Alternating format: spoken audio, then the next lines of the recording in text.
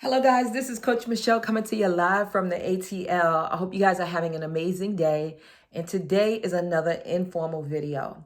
And today's topic is starting a successful home care business. What do I need to do?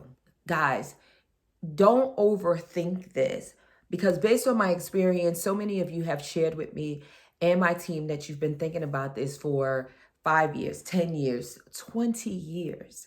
And of course, there's many of you that are just thinking about this for the first time and you're trying to figure it out. So there's a few things that you need to think about when you're starting a successful home care business. And I say successful because no one wants to start a business and not have success. And 99.9% of you are probably creating a business that is for profit.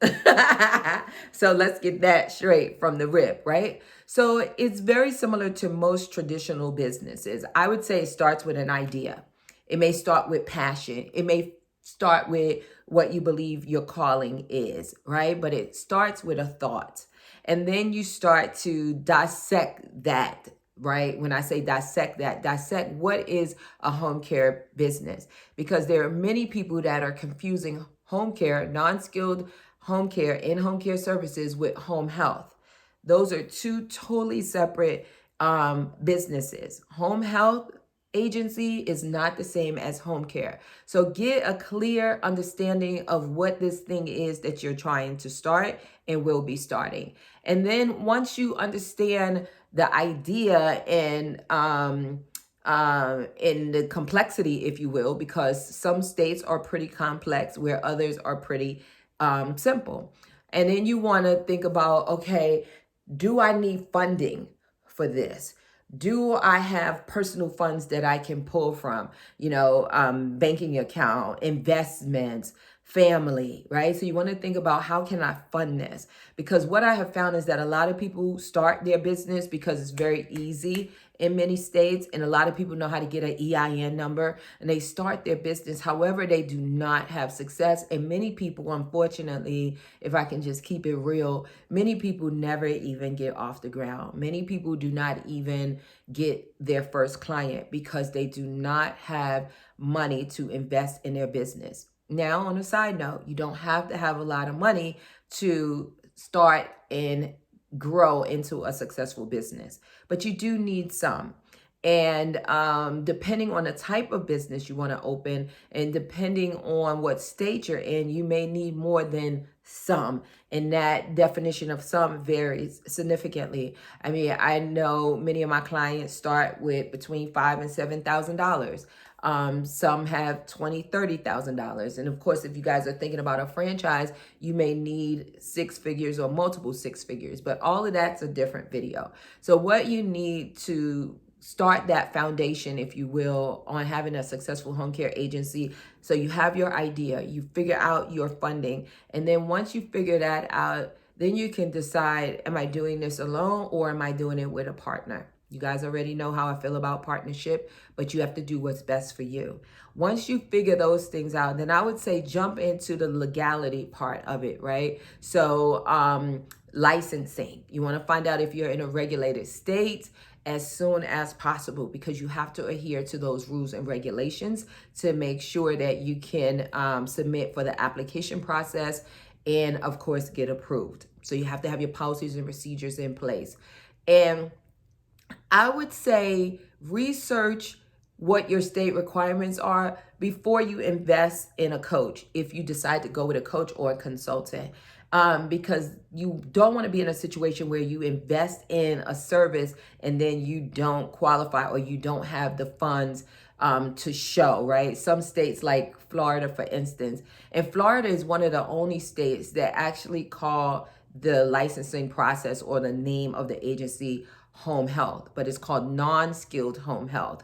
So I don't want any of you to get confused. Earlier in the video, I was talking about overall from an industry perspective. that in-home care is different than home health care. Okay, so you want to make sure you qualify, and whatever those qualifiers are, any of the prerequisites, before you invest in a professional coach or consultant, because you don't want to spend any money unnecessarily or start that process and then may not, meet the qualifications.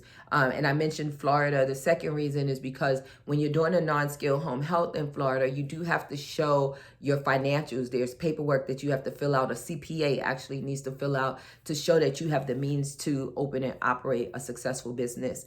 And then a lot of you may hear, individuals say you got to have X amount of money for payroll and things like that. So yes, it's always great to have funds, but I can tell you, when I started and had my agency, I didn't have funds available. So I teach my VIP clients how to utilize the revenue that's coming in to take care of the overhead as far as employee payroll, right? But again, that's another video as well. So once you have your idea and you have all those things that I mentioned, and you start looking at the state, what the state requirements are, and you meet those requirements, and or you're in a state that's non-regulated, so then you want to start that process. And when you start that process is when you're going to start thinking about what type of entity you're going to be. What type of, once you establish your entity, then you want to think about your EIN number. You want to think about, you may need an MPI number, your business license. So all the legal things based on your state and your local municipality, right?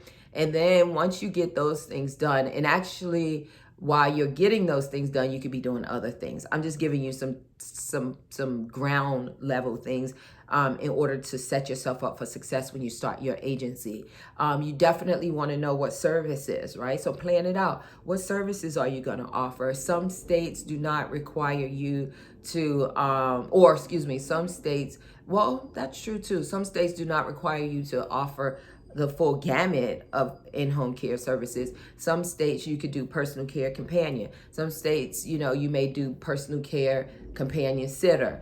If you're in a state like Georgia with their private home care provider, that's what it's called here, private home care provider permit, you have the ability to offer skilled nursing, personal care companion sitter services. So again, this is about the research phase, your due diligence phase. You want to find out exactly what services you're going to be offering, what I need to do, and you want to do some market research as well. So I don't think, and I'm really like 100% confident with this, but I don't think that there's a bad area when it comes to home care. I don't think that it's saturated.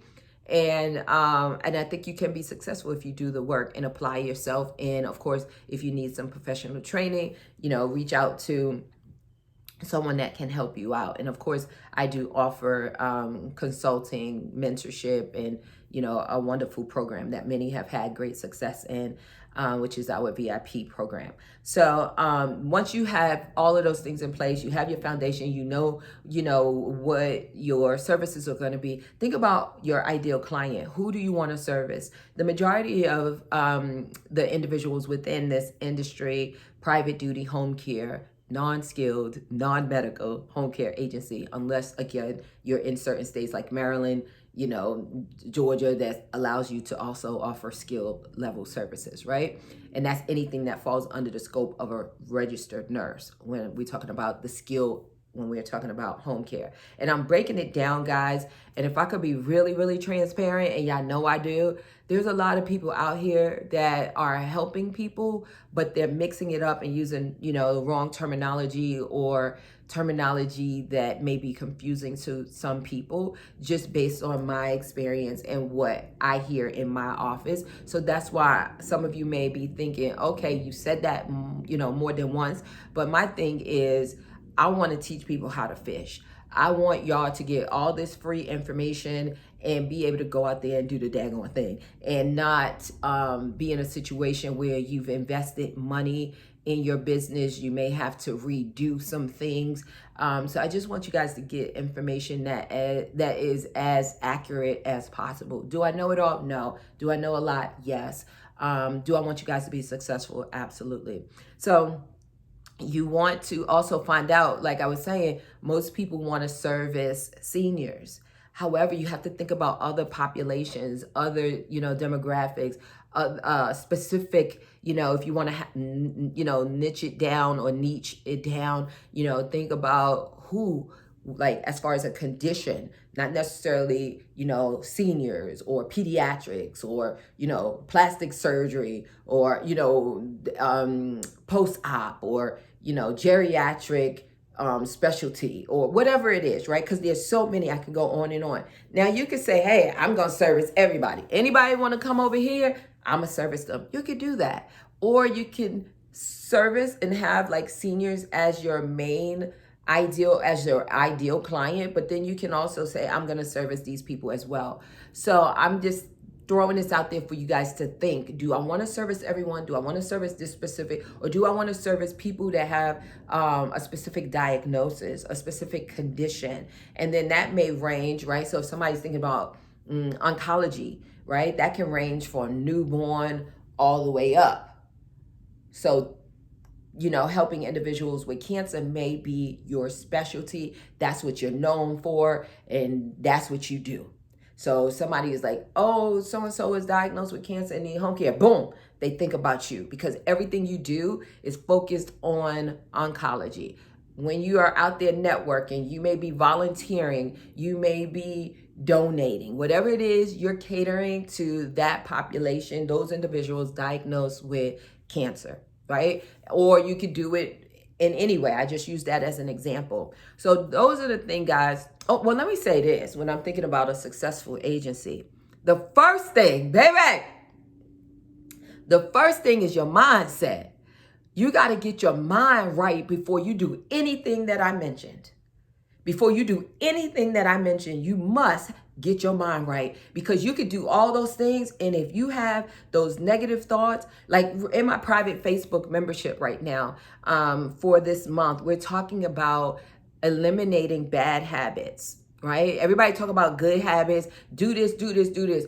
However, in my private Facebook group, we're talking about eliminating bad habits, getting rid of them, and then you can open yourself up for to create good habits. Like, tonight we're having a call on limiting beliefs at 7 p.m. tonight, limiting beliefs, right? So it's very important, guys, to start there with your mind and give yourself permission to be successful. Give yourself permission to let go of those things that are holding you in bondage, the people that have hurt you, and all of that other stuff that comes with that. So get your mind right, then start doing all those other things, because then you can truly set yourself up for success, because your mind's right, your business foundation is strong, you know who you're gonna service, you did everything legally, and there you go. So if you have any comments, I would love to hear any feedback, comments in the comment section below. Make sure you like the video, subscribe if you want to be notified, click that bell when I drop the next video. If you want to learn more about my services, consulting services, you could go to myhomecarecoach.com, myhomecarecoach.com. And of course, you can follow me on social media at I am Coach Michele, and Michele has one L. Take care, guys. God bless.